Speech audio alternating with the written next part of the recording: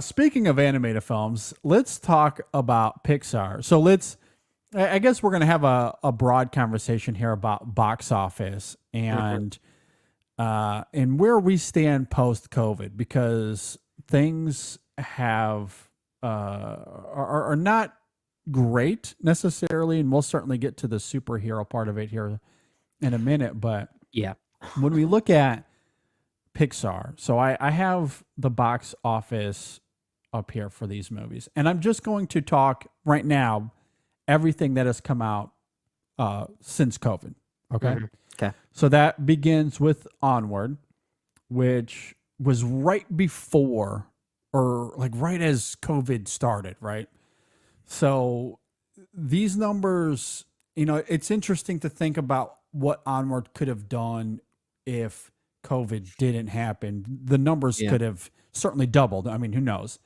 However, as it stands, worldwide, it made $133 million, Hmm. which isn't great by Pixar standards, right? Right. Soul comes out in December of 2020, 118. Again, this is the height of COVID, so it's a little Yeah. understandable because I think those films also came out on Disney Plus simultaneously I don't did Onward? I or don't think close. Onward did. I know It was Soul close. definitely did. Yeah, Yeah. yeah. Luca then in 2021, in June of 2021, Hmm. that one makes $49 million worldwide. Wow. Well, Turning yeah, and that one wasn't that kind of advertised as like a Disney Plus and exclusive that of sorts? yes, I think that was a little simultaneous. Same Yeah. thing with Turning Red because Turning Red, it was around $11 million, but that came out on Disney. Like those two came out Yeah. on Disney Plus. I'm pretty sure. Yeah. And we'll get to that here in a second, right? Yep. So Lightyear comes out last year, 218 million, which is a swing in the right direction, but still a far cry from Pixar's best. Yeah. And then Elemental at 123 million worldwide, Hmm. $68 million domestically. So Okay.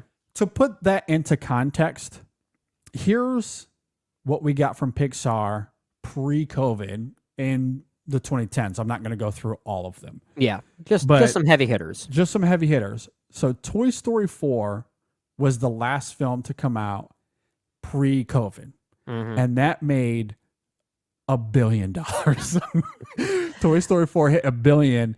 Incredibles 2, the year prior in 2018, did $1.2 billion. Coco does $800 million. That was gonna be my next question. Where's like something like Coco? How we can counterbalance that from Yeah. the franchisees that have Yes. such a fan base already going into those Yeah. films. Well, But even yes. so, Yeah. Coco, that's That's very good. that's a number. That's a Yeah. number. Now, Cars 3, and this is perhaps because people didn't love Cars 2, Cars 3 only did 383 million. Mm, So that's a far cry from something like Coco. However, right before Cars 3, you have Finding Dory, which is a sequel to a beloved film, and mhm, that made $1 billion. mhm. Finding Dory, an awful movie, $1 I wouldn't go that far, billion. but I don't like it either. But still, Yeah. yeah, it's a sequel to a beloved film, and And Cars 3 was a sequel to a not beloved film, so maybe yeah. that played into it. And then non IP going to Inside Out, my favorite of the bunch, Hmm. $850 million. Did Yeah, very well. Very, very good. Monsters University, 743. That's and pretty that's a good. movie. That's a movie I get pretty close to saying. I wouldn't say terrible, but I don't think it's very good. Yeah, I So like it much more than Finding Dory for whatever that's worth. I don't. I'm the other way around. Yeah, no, I'm definitely pro Monsters University comparatively. Okay, all right. Brave 554.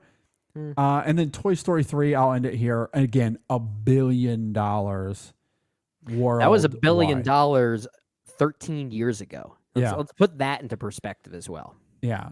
I don't know I don't know if that includes re-releases. I don't know because I'm pretty sure some of these got some Oh yeah, good re-releases. point. Especially leading up to Toy Story So 4, if there was yeah, there was a but small still, run, I think, of Toy Stories 1, 2, and 3 for like a weekend or something like that. yeah. Like I know Inside Out recently got a re-release. So like Hmm. some of this might be inflated slightly, but Sure. still, it says a lot about like the re-release numbers aren't going to change the overall numbers that much.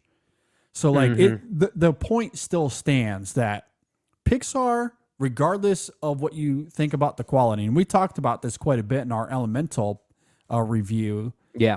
For anyone that missed it, you can go and check that out. But we talked about the volatility of Pixar post Toy Story 3. The Yeah. quality has been uneven, certainly debatable. Yeah. But these movies still made a lot of money, Yeah. regardless. Didn't Yeah. matter, made a lot of money. And then everything onward till now, huge steep dive. Yeah. And part of that again is COVID. It's not Pixar or Disney's fault. You can't Hmm. control a global pandemic. Yeah. So that is part of it. And Yeah. and that's understandable. However, Lightyear and Elemental, particularly Elemental, and it's going to be interesting to see what these next few Pixar films will be like from a box office perspective. You got to think that living in a post-COVID world now, the release strategy from onward through Luca and Turning Red, that's got to be playing massive dividends to what is Hmm. happening now. That is definitely playing a part because it's sending a message to moviegoers that certain Pixar films are eventually going to be on Disney Plus very soon, if not there already. Yeah, Because movies like Luca and Soul and Turning Red already set that precedent. And I mean, I don't love Soul like other people do, but it was a very well received film. But I'm very high on Luca, as we've both talked about. I think that's top yeah, 5 Pixar, and Turning Red I think is very good. I think I like it. I think I like that more than you do, actually. But mhm, I would have loved to see these movies in theaters, but the push for Disney Plus, which was still kind of new at the time, there was a lot of dialogue around the launch of it and trying to gain awareness of it. And I think one of the things that Disney wanted to do was to have, premiere content. And they thought these yeah, Pixar films were a great outlet for it, which has created this narrative, right? That movies, even like Elemental, for instance, which is not one of those movies, it's in theaters only right now, but it still creates this narrative that it doesn't need to be seen in the theater. And yeah, that's kind of unfortunate. Now, I will say, with those numbers you read off for Elemental right now, they're not great, but I feel mhm, like it's at least going more in the right direction after everything that we've seen. yeah, And that's where I'm secretly hoping that when we get more original content from Pixar in the next couple of years, we at least see those box office numbers slowly escalate and they go up more and more yeah, each year. I don't know if it'll mhm, get to those same billion-dollar numbers that movies like Toy Story 4 or Incredibles 2 were doing, but it does look like there's at least maybe mhm, some potential light at the end of the tunnel, that we're eventually getting away from that narrative for certain properties, and that could at least be a good thing if we're trying to take yeah, some optimism out of this. yeah. I'm gonna be fascinated to see maybe not just Pixar, but animated studios in general. Yeah. And I don't have the numbers from the other studios in front of me, but Hmm. I'd be curious if there's correlation though, especially because Pixar of the animated studios is probably the most prestigious. They certainly don't have the history of Walt Disney, They have the but reputation now they because have of the that amazing reputation. run that we've talked about many times, from Yeah, what, like 2000 yeah, to 2010, really is like that whole decade is. I mean, yeah, if you're not a Pixar film, then then you're not going to win Best Animated Feature at the Oscars. That's just how it worked. yeah, for sure. And even as we demonstrated, everything pre-COVID still did bonkers at the box office. So Right. I'm going to be real curious to see what these next few years look like because COVID certainly established a familiarity for movie going audiences and a comfortability of watching movies at home. I think Mhm. this is part of the superhero conversation as well, Yeah, that's fair. coupled with the fact that it is very expensive to go to the theaters. And, I have two children now, one of them not old enough to go to the theaters, but if I was to take my wife and son to a movie, Mhm. $60 easy. Yeah. Between tickets and food, it's expensive. And there are a lot of families that just can't afford to do that all the time. Yeah. In addition to streaming and the endless options that's there, and then you can talk about home theater systems. It's easier to just, I got a really comfortable couch. I can just watch it there on my giant 95-inch TV or whatever you have. Yeah. So, That's the like, other thing that we could talk about too, is that the whole vibe of going to the movie theater nowadays has kind of changed. And that's also kind of a sad thing. Maybe a separate conversation, but it's a new mindset that people have adopted, that it's kind of like doing remote work for your job, right? It's like, if you could do everything at home, what's the point in leaving? well, and honestly, I think that's an interesting comparison because the job market has adjusted accordingly as well, where Yeah. people either aren't working because they've realized that I don't need to work, and COVID brought that out in a lot of people. Completely change their mindsets. Yeah. Absolutely. Or I can work remotely. I can work from home. I can do my Yeah. job from home. And that has also become much more of the norm than it ever was pre-COVID. Yeah. And that does translate to cinema as well, It does. and that people would simply rather watch from home. I think there's also a conversation to be had about the social media age in general, how we're addicted to our technology and we're much less sociable than we were 20, 30 years ago. Yeah. That's probably part of this as well. All these factors are a concoction. And now that we're in a post-COVID world where it's easier to watch from home, especially with young children, Mhm. where, do I want to spend $100 to take my kids to see this, or just wait 2 months because I know it's going to drop on Disney Plus? And Like that's the that. other thing too. Yeah, you notice a lot of these timelines between when something releases in theaters and when it's available to rent on, let's say, Amazon Prime. Those timelines are shrinking. Much shorter. Yeah, Yeah. I mean, and And look, even when you do want to rent something on Prime, a lot of times it has that initial fee of like $20 to rent before it actually goes back yep, down to $6. But even so, if you have a household with you, paying $20 to rent something, that's still way cheaper than going to the movie theater. absolutely. And look, as a father of two, admittedly, the convenience of that is very helpful to me. I mean, Yeah. there's plenty of movies I've seen this year where I simply wasn't able to make it to the theater because of being a father, Yeah. and I just didn't have time. But a month after its release in theaters, it drops on Amazon for $20, and I'm like, Yeah. yes, Yeah. I'll pay the 20 Yeah. bucks. Yeah. So the convenience of that is something that admittedly I have participated in. Yeah, And I same. think that mindset is part of perhaps why a lot of these movies have suffered comparatively to what it was pre-COVID. Mhm. And then also the other thing too that we have to mention here is that Luca, we mentioned that it only did $50 million at the Yeah. box office, which isn't a lot. However, it did extremely well on Disney Plus. Yeah, It it did did. very well. That was a hugely popular movie with families. It was a I mean, hit. like Yeah. my fiance's nieces and nephew love that movie.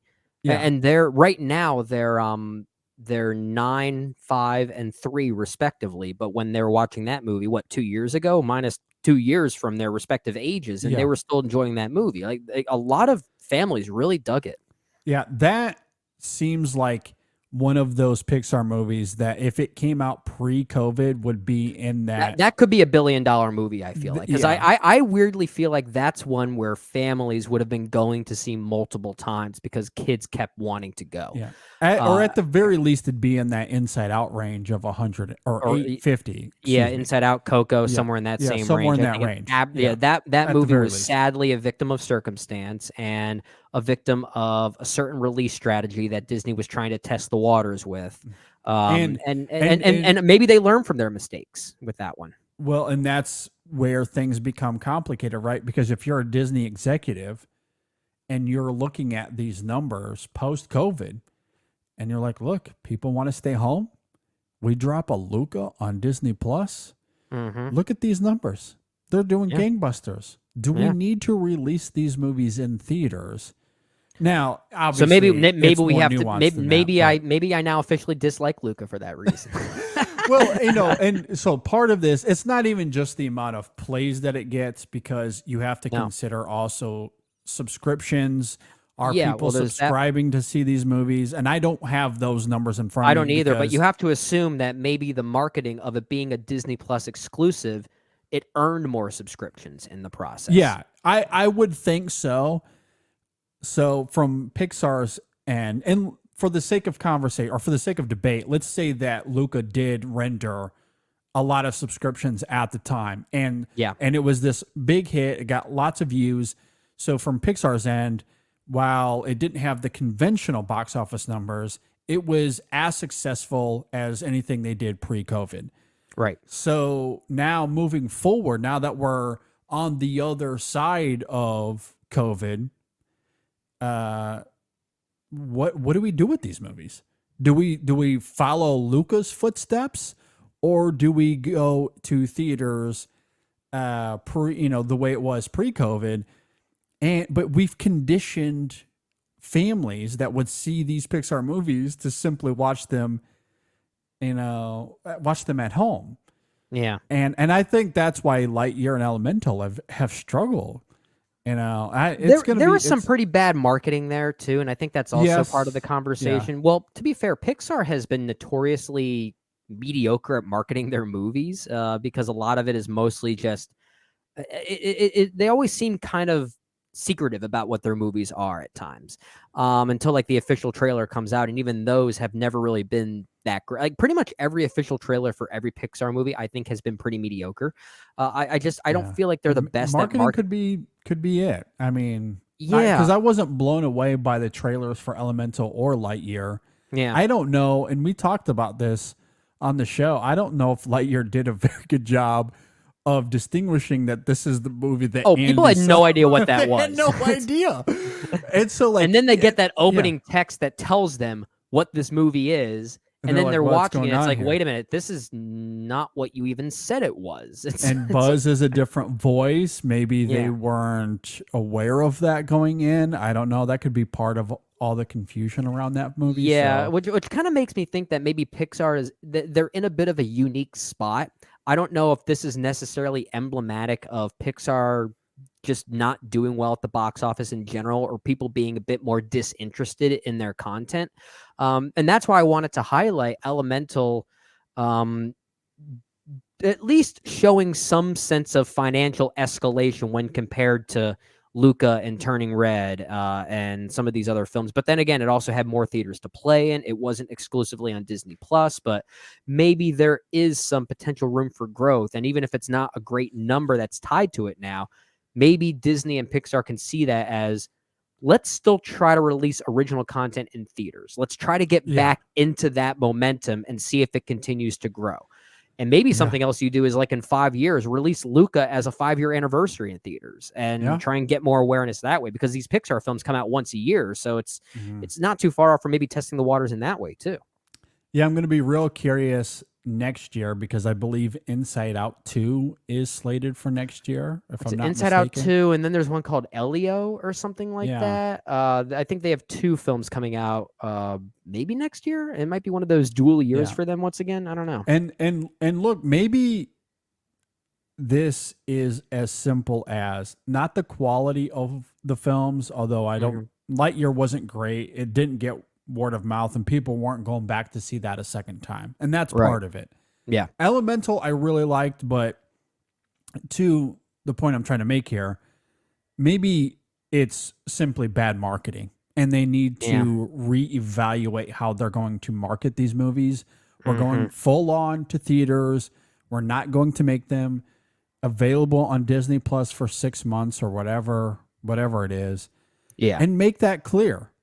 Yeah. You know, and hopefully that then incentivizes families to go to the theaters to see Inside Out. Oh, I liked that first one. Let's go and see the sequel. Yeah. And hopefully they get back to what they were doing pre-COVID. I agree. I agree, because I think they still have some great content under their belts that we haven't seen yet, and I'd like to see people recognize that.